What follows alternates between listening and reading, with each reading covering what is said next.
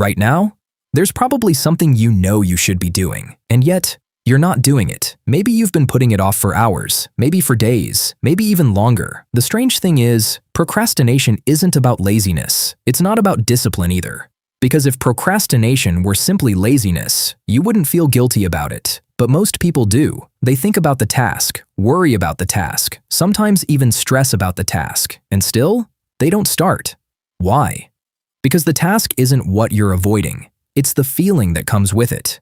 In fact, procrastination usually comes from one of three hidden causes. The first is fear of failure. You want to do a good job. You want the result to be perfect. So perfect, in fact, that starting feels risky. Because once you begin, you might discover you're not as good as you hoped. So, you wait. You tell yourself you'll start when you're more prepared, more confident, more ready, but that moment rarely comes. The second is overwhelm. The task feels too big, too complex, too exhausting. Your brain looks at everything that needs to be done and decides it's safer to freeze than to move.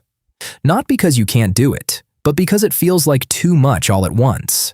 And the bigger the task appears, the easier it becomes to postpone it. The third cause is boredom or frustration. The task feels meaningless, or the effort feels bigger than the reward.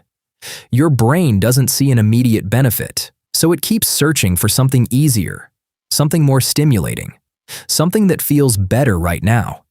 That's why checking your phone feels easier, why watching one more video feels easier, why almost anything feels easier. Your brain isn't choosing what's important, it's choosing what feels rewarding in the moment. That's why procrastination is so confusing. You're not avoiding the work itself, you're avoiding the emotions attached to it. Fear, overwhelm, frustration. And until you deal with those feelings, starting will always feel harder than it should. The moment you understand what's really causing the procrastination, the solution becomes much clearer. If fear is holding you back, focus on progress instead of perfection. If overwhelm is the problem, make the task smaller, much smaller. And if boredom is getting in the way, stop focusing on the task itself. Focus on what it makes possible. You don't need enough motivation to finish the task. You only need enough motivation to begin. That's why the hardest part of almost any task isn't finishing, it's beginning. The irony of procrastination is that waiting often creates the very feelings we're trying to avoid. More stress, more pressure, more guilt, not less. And sometimes, the first step doesn't need to be impressive. It just needs to exist.